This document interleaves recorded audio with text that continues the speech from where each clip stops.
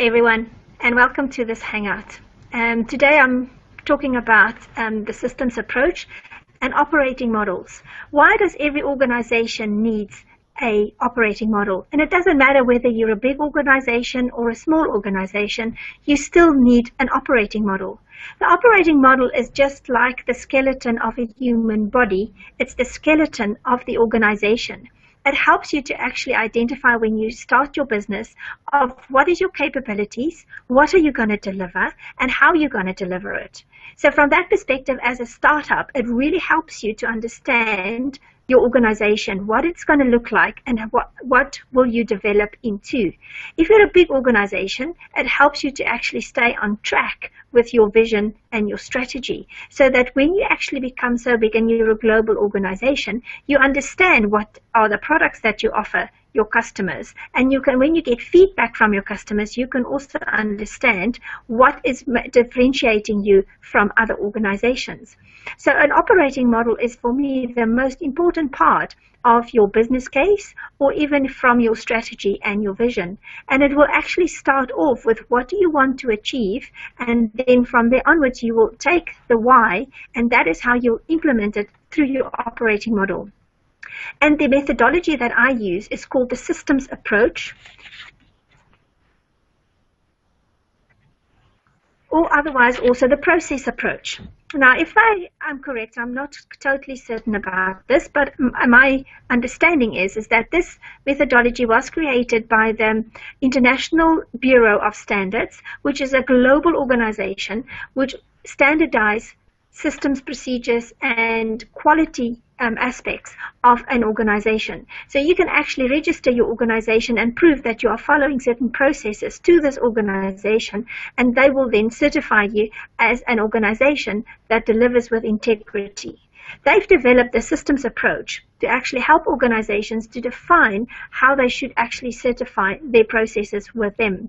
And they call it the systems approach. And that means that you look at your organization as a system. So there will always be an input, and there will always be some form of service or product that you create, and that's the output that you then create and deliver to your customers. It's very important that you actually get the feedback from your customers to tell you how you're performing against your strategy, and also against the standards that you said you would deliver. So it's very important then, from a systems approach, to understand what standard are you offering your customer, what is your products actually going to deliver. Then you have to measure against that you said you're going to deliver, and then that will give you feedback to make sure that you stay on track and you deliver what you've promised your customer. I've also used another approach, which is called the theory of constraints. And that was created by Eli Goldratt, and he wrote a book, The Goal. It was one of the most exciting books that I've read from an academic perspective. He actually wrote the theory of constraints in a novel, and he explains it very well on how the theory of constraints work. And they are very high, and their big emphasis is on making sure that your system is balanced and that you actually deliver to your optimum capacity in your value chain.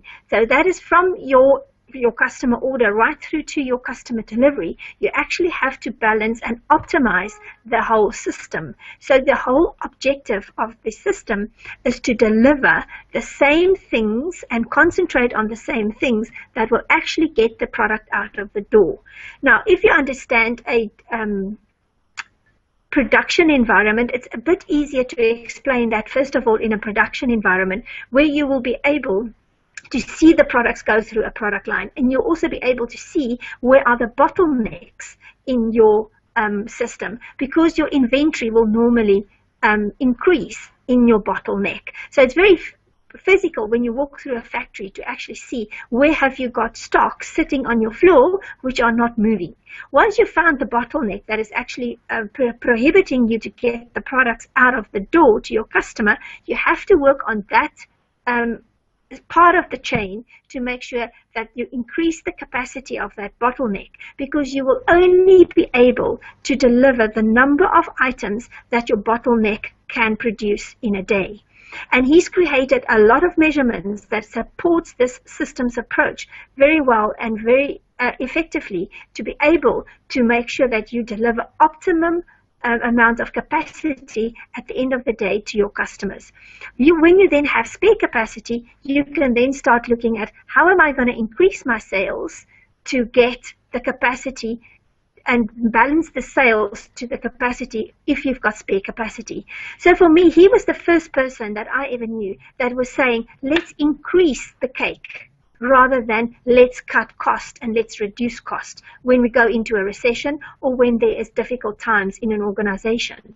So there's two ways you can actually optimize your organization. You can either say my costs are too high and then reduce your cost, which is always good. But once you've come to your optimization on your cost cutting, you then have to say, but how do I make the cake bigger and increase my sales to adjust for the spare capacity that I have? You then have to work with your sales department to actually increase your sales rather than just concentrating on reducing your cost. And for me, that is the most important thing that you will get if you actually work on your operating model and stating how your operating model and your processes will work. You will be able to then identify where your bottlenecks are, and you can then work on seeing on how am I going to improve the capacity of my bottleneck. And if I improve the capacity of my bottleneck, how will that increase the amount of product that I will get out of the door? Then I have to talk to my sales and marketing department to say, in a month or two, whenever this capacity is increased, you're going to have more product to sell. So better start talking to your customers. And if you don't have the customers who are going to be able to take up the extra product that's going to come off the production line, then start looking for new customers. This way, your production line and your marketing and sales teams work as a team together to make sure that they sell the optimum amount of product that you can produce. Now, this works in the same way for the service industry. It's just easier to actually explain it first of all, and once you understand it, the concepts are the same. Doesn't matter whether you are in a production environment or in a service industry. If you follow the two approaches and the two methodologies and create your operating model, it will help you to optimize your production capability, and it will help you to sell your products that you actually produce. That is what I emphasize in my trainings, and that is what market-based productivity is all about. Please visit me if you want to know more at marketspaceproductivity.com and sign up. Come and take the tour and see what you will benefit from actually working with me. Hope to see you soon on another hangout, and remember, it's marketspaceproductivity.com.